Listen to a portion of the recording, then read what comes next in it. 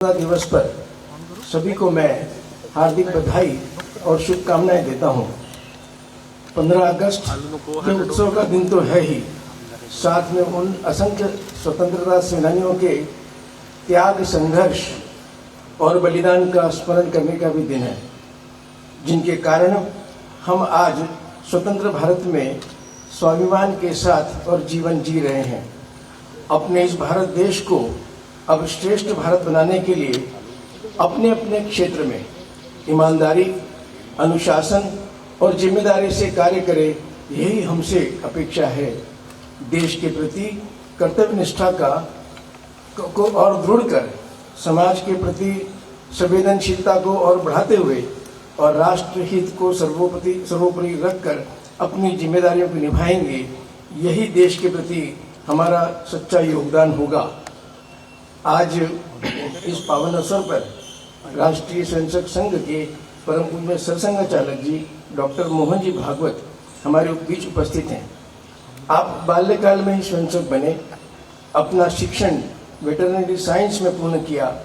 1977 से आपने प्रचारकीय जीवन की शुरुआत की और अनेक दायित्वों को निभाते हुए आप वर्ष 2000 से सरकार्यवाह तथा 2009 से आप सरसंघ चालक का दायित्व निभा रहे हैं। मैं माननीय मोहन जी से नम्र निवेदन करता हूं कि वे अपने विचार व्यक्त कर हमारा मार्गदर्शन करें। जय हिंद, जय भारत।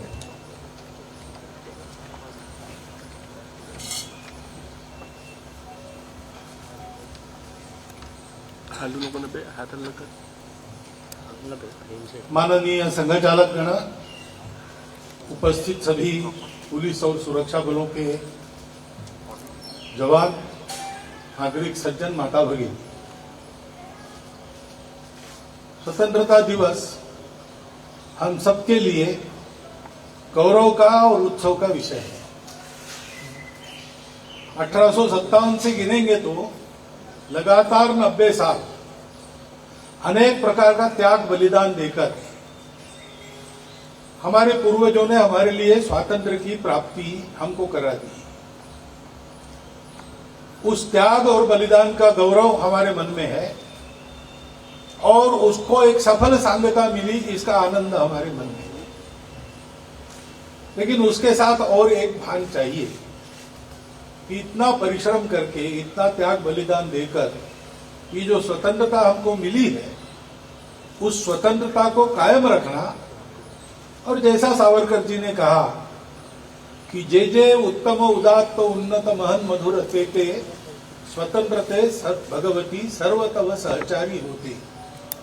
तो स्वतंत्रता का परिणाम जो उत्तम उदात्त उन्नत महन मधुर ऐसा है, वो सब कुछ हमारे देश में अवतीर्ण हो, इसकी आवश्यकता पूर्ण करने का दायित्व भी हमारा बनता है। हम अपने तिरंगे ध्वज का आज ध्वजोत्तोलन करते हैं। उसके रंगों को देखेंगे तो हमको यही संदेश मिलता है। जो केसरिया रंग है वो कर्मशीलता का, ज्ञान का और त्याग का प्रतीक है। जिस प्रकार के परिश्रम से एखादे राष्ट्र को स्वतंत्रता मिलती है और स्वतंत्रता के बाद स्वतंत्र होकर वो वैभव संपन्न सुरक्षित बनता है, उस त्याग और बलिदान के आवश्यकता की याद करा देने वाला ये केसरिया रंग है। ऐसा करने से, उस प्रकार का जीवन में त्याग, बलिदान, कर्मशीलता, ज्ञान, ये सब रहने से समाज में शांति रहती है और चित्त निर्मल बनते हैं। निर्मलता का सफेद रंग हमको इस तपस को करना और उस तपस को ठीक चल रहा है कि नहीं, इसकी परीक्षा करते रहना, इसके लिए प्रेरित करता है। और इन सब का परिणाम समृद्धि, उसका ये जो तीसरा हरा रंग है वो हमको मिलता है। और ये सारी बातें ऐसी रहती है कि जब हम व्यक्ति के नाते अलग अलग हैं तो विचार भी अलग अलग होंगे, सारी बातें ठीक होंगी, परंतु ये अलगता एकता की अभिव्यक्ति है।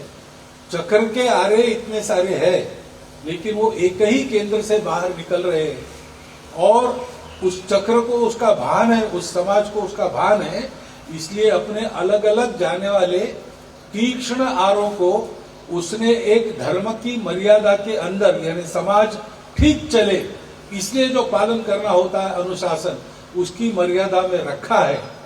और इसलिए केंद्र में सारी बातों के ये धर्म चक्र हमारे राष्ट्रध्वज पर हमने लिया है। राष्ट्रध्वज का ध्वजोत्तोलन करते समय हम लोग इन सारे प्रतीकों के पीछे जो विचार है उसका चिंतन करें, उस चिंतन के आधार पर जो सार हमको मिलता है वो अपने जीवन में उतारे, इसकी बहुत आवश्यकता है। क्योंकि राष्ट्र अपना स्वतंत्र तो हो गया और स्वतंत्र रहेगा, ये बात पक्की है, परंतु उस राष्ट्र को सुखी, संपन्न, सुरक्षित बनाना है, विश्व में अपना नियत योगदान करने वाला राष्ट्र बनाना है, तो बहुत सारी आपत्तियां, बहुत सारे उल्टे चलने वाले लोग अपने रास्ते में है।